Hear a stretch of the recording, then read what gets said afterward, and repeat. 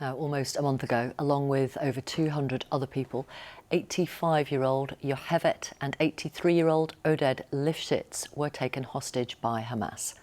17 days later, Yohevet was freed by them. And you may remember, she held the hand of the Hamas operative as she left and said, "Shalom." Her daughter Sharone was on this programme days before her mum was released, and she is back with us now. Welcome back to Newsnight. Thank you for talking to us again. How is your mum? My mum is getting better every day. She's really remarkably herself, having been through this ordeal. That is wonderful. She's a ray of light, but there's great darkness around it.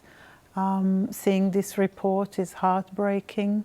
Knowing the 242 people from my region are still held captive is horrific.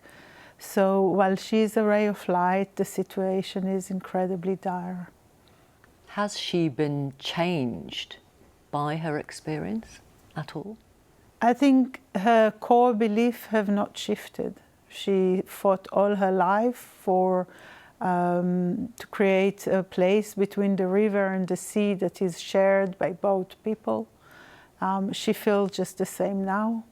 She said to me a few days ago that we made peace with the Germans and we will have to make peace with the Palestinians. I think having just been the victim of this and still holding this belief, she's very much feeling that there is no alternative. You will have heard us reporting tonight that Israeli Defence Force troops are surrounding Gaza City. Obviously, there are many hostages still there. What do you want to see happen now? I am not a political strategist. I am for life.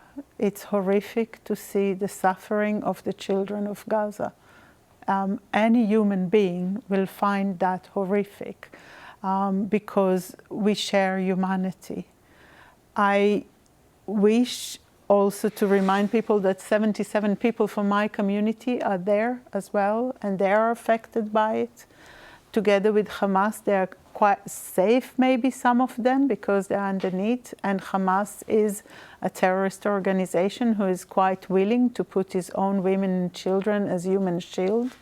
So we are talking about an impossible situation for civilians. I would like to see a solution to it. I would like us to work towards the possibility of life together. And I would love the hostages to come back. I think bringing back the hostages is the fastest way to end this round of devastation and perhaps work towards something that is deserved of the people there. Have you had assistance from the British government in terms of trying to get your father out? The Prime Minister has made a commitment to do everything within his power for the release of hostages. I am working together with my lawyers to press upon the government to make true of its commitment. I have not heard enough from the Prime Minister about what he is doing in order to help my father. I am a British citizen. My family are British. We have lived here most of our life. And as a British citizen, I feel that it is his responsibility to work towards the release of my father. And you would like some kind of update from him? It's 1 month on, 30 days. I don't even know if he's dead or alive. We're talking about humanitarian corridor. I think it's fair to say that we can also ask for a humanitarian corridor about information about our loved ones. We do not know. We know he was injured, we know he had been shot, but we don't know if he survived. We know he is in Gaza. How do you know he was shot, your father? My mom told us. Right. And you went to your parents' home? Last Thursday, just before I came back to the UK, I went to visit my parents' home. The house was burned down. The whole kibbutz is like a nightmare. It's so beautiful still, and yet some of the houses are burned. All the houses are open. You walk into houses, you see the bullets, you see the blood, you see, where people that you loved all your life have been murdered and beheaded and shot and destroyed in such horrific ways. And still the birds are singing. And I went into my parents' house. I could hear the bombs falling on Gaza. I could see the shots that hit my father through the door. The whole house is totally burned. It's so much devastation. It's so much sadness. It's so much to hold together.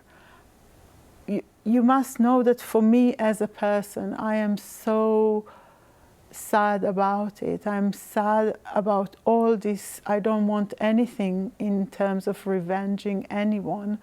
I don't believe in revenge. I believe in finding a way forward. Can I ask you how you feel when you see people taking down posters, images of the Israeli hostages?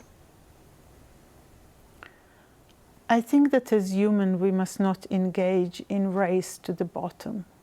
I think that when we do not acknowledge each other's pain, we are on the path to create more pain. What happened on the 7th of October is horrific, and there is no but after that sentence. It's simply horrific. Taking down those posters doesn't help. I think, on the other hand, revenging on the citizens of Gaza who are held captive by a terrorist regime also doesn't help. We should work towards returning the hostages. We should work towards dismantling Hamas, because it's a horrific organization, and it's bad for its own people. But anything other than that, anything that is against humans, is simply horrific.